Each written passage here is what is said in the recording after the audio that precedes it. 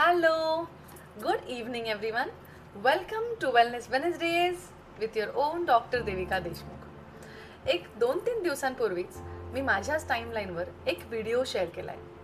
त्यात आमचे एक सिनियर आयुर्वेदिक डॉक्टर अतिशय सुंदररित्या काही सांगतायत.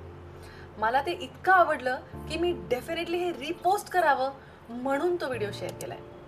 त्याचा सारांश असा की काही जण सध्या काही वर्षांपासून दुसऱ्या शास्त्राला कमी लेखून आपलं शास्त्र किती मोठं आहे हे सांगण्याचा प्रयत्न करतायत.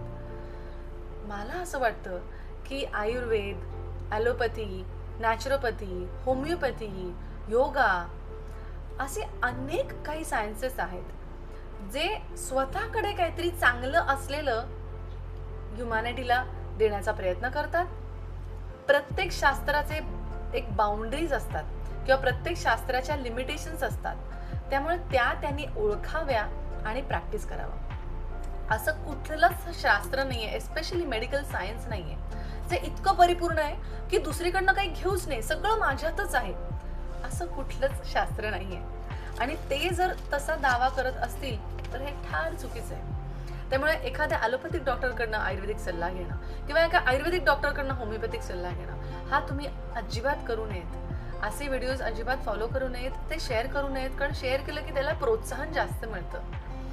त्यामुळे जर तुम्हाला आयुर्वेदातलं खरं ज्ञान काय जे हवं असेल, हे शिकायचं असेल तर एका आयुर्वेदिक वैद्याकडनं किंवा डॉक्टरकडनंच ते घ्यावं, समजावं आणि शिकावं.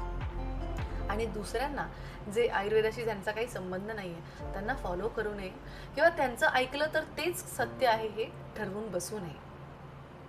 आजचा वेलनेस वेडनेसडे आपण खरं खोटं किंवा मानसिक स्वास्थ्यासाठी डेडिकेट करतोय. कारण आपल्याला सगळं माहिती आहे असं कोणीतरी म्हणत असेल तर त्यांच्यापासून तर नक्कीच सावधान राहावं. जसं आयुर्वेदात कोणी आलं, कॅन्सर घेऊन आलं आणि जोपर्यंत मी त्याच्यात 100% एक्सपिरियन्स्ड नाही आहे तोपर्यंत मी हे नाही सांगू शकत की नाही तुम्ही घेऊन या, मी 100% बरं करेन. नाही, पण प्रिव्हेंटिव्ह हेल्थ केअर हे आयुर्वेदा एवढं चांगलं कुठलं शास्त्र सांगत नाही हे मी सांगू शकते.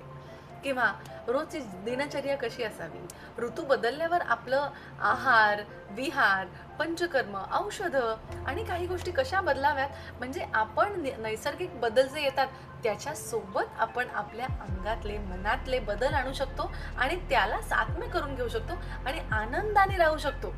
हे सगळं आपल्याला आयुर्वेद सांगतो. आयुर्वेदात अतिशय सुंदर चिकित्सा आहेत, म्हणजे सोल्युशन पद्धती आहेत की जेणेकरून कुठलाही जो व्याधी असतो हा पूर्णपणे बरा व्हायला मदत करू शकतो.